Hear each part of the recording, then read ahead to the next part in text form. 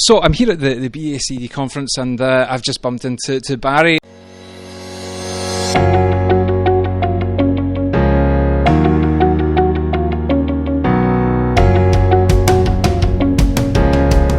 And it's we've been trying to catch up for a long time, so I'm delighted we finally have managed. We have, and likewise. It's good to meet you. Indeed, you too.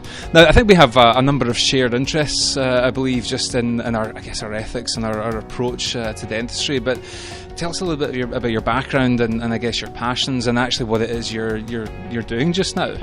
Sure. So I've been qualified for 25 years. I've owned my own practice now for just under 20 years. And about 12 years ago, really unfortunate life-changing event, which was divorce. My wife had an affair. I allowed myself to feel completely devastated by it. And then I went and walked on hot coals with Tony Robbins. Really? Yeah. Literally? Literally, yeah. And he actually gave me a hug at the end of it. He happened to be on my lane. 9,000 people from 63 countries. And there was this one exercise we did. It was about half an hour, but it blew me away to the point that I thought, I need to learn more about this. So subsequently, 2-3 years down the line, I learned neuro-linguistic programming and then became master practitioner of NLP, master hypnotherapist.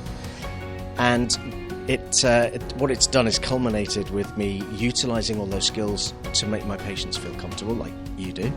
I'm not really doing any hypnotherapy, but I use language skills in order to relax them.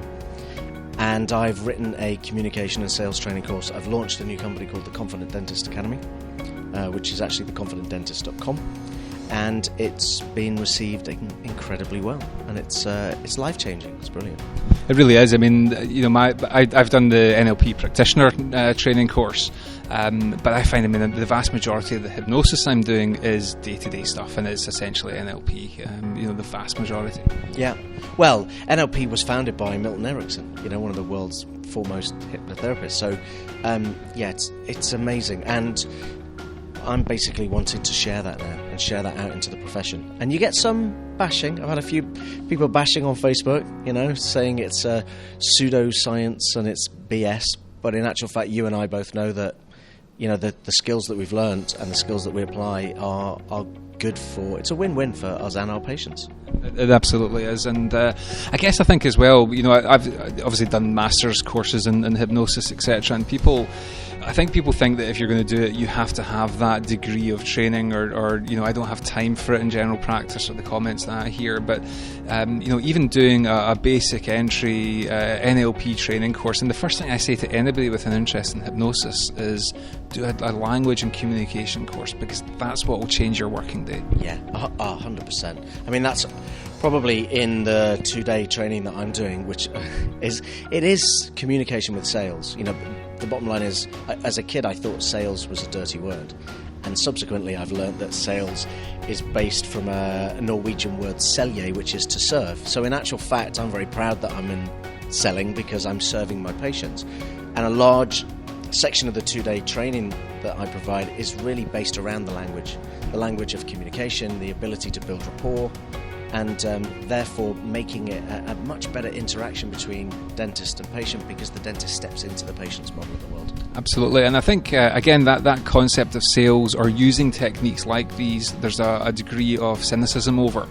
But genuinely, I found that you're being genuine in your care of your patient, and you're using techniques that are going to assist in the well-being of that person. This isn't cloak and dagger. We're not attempting to trick somebody into more expensive treatment.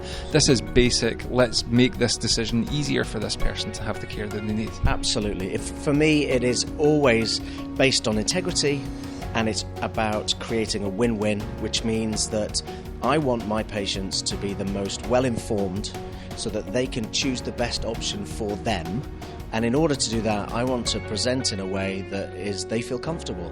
And if I present in their model of the world, if I've got a patient who's loud and brash and I'm quiet and meek, then they're not in a position where they're feeling comfortable. And so actually I will be more like them so that they feel comfortable, which means they're empowered to make the best choices for them. I think we need to attend each other's courses, because I think there's going to be a lot of synergy and things.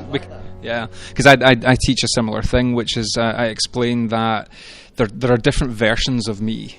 So there's the me that is with my 5-year-old kids, there's the me that's with a professor, there's the me that's in the pub with my mates, and they're all me, but it's different versions of me. So it's up to me, and it's my responsibility to recognise in the patient which version of me I project to them. 100%. That's a really lovely way of putting it, actually. You know, it's that if you're identifying which of you would fit best with them, then you're doing the same thing that I'm doing, which is stepping into their model of the world. Exactly. So for some of my patients, it's good afternoon, Mr. Smith, pleasure to see you, and you come. Other patients, it's all right, Jimmy, how you doing, mate? And you come. Absolutely. 100%. Yeah, I'd love you to come along to the course and see what you think. Absolutely, yeah. So what would you say then, obviously this is a very short interview, is there, and I'm totally putting you on the spot here, is there a couple of tips, a couple of takeaway points from anybody watching this video? We've got that one, obviously, that's a shared one. Is there anything else that you could put out there as a taster of, here's something to think about? Yes. As you know, there's a whole myriad of language techniques that you utilise in hypnotherapy, but also in day-to-day communication. I would like to encourage everybody out there that's within dentistry to understand that the rule number one of the subconscious mind is your subconscious mind can't process a negative. So if I say to you, don't think of a blue tree, you automatically think of a blue tree. Now, if we transfer that into daily life, when my girls' 2 teenage daughters were younger, and maybe Millie was carrying some orange juice, I'd say, Millie, do me a favor, don't spill that. So she has to represent spilling it to understand what not spilling it is. Now, in our dental practices, we have a positive intent for our patients to be happy and relaxed, and I want them to feel good. Yet I used to say, it's all right, don't worry, or it's okay, there won't be any pain. So I would encourage everybody to eradicate the negatives, rephrase them into positives, because just that simple thing that we practiced, it took a bit of practice, but that made a huge difference to our practice and the way that our patients felt. And the importance in that is working as a team as well, because there's little point in you adapting your language. You leave the room and the nurse says, don't worry, he won't hurt you. Hey, do you know what? Everything's got to be a team approach. And for us, we made it, when we were implementing it, we made it really playful, where we'd catch each other out. And I guess the key really is everybody attending the training. So I encourage, and which is why there's different pricing structures.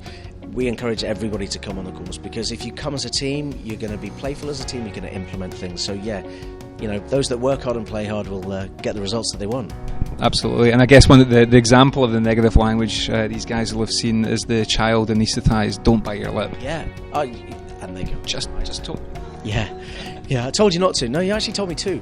Yeah, absolutely. Yeah. Indeed.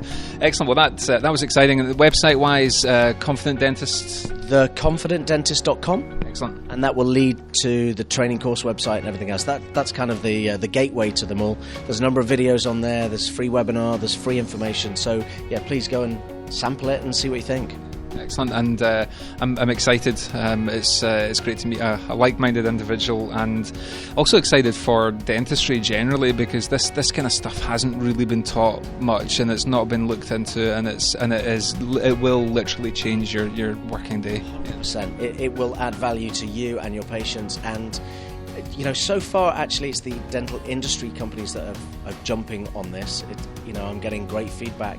And several universities want it at an undergraduate level. If we can pass on some of these communication tips to our young trainee dentists and improve their communication from day one, over the next 20 years, we could really change the perception of dentistry. It's exciting.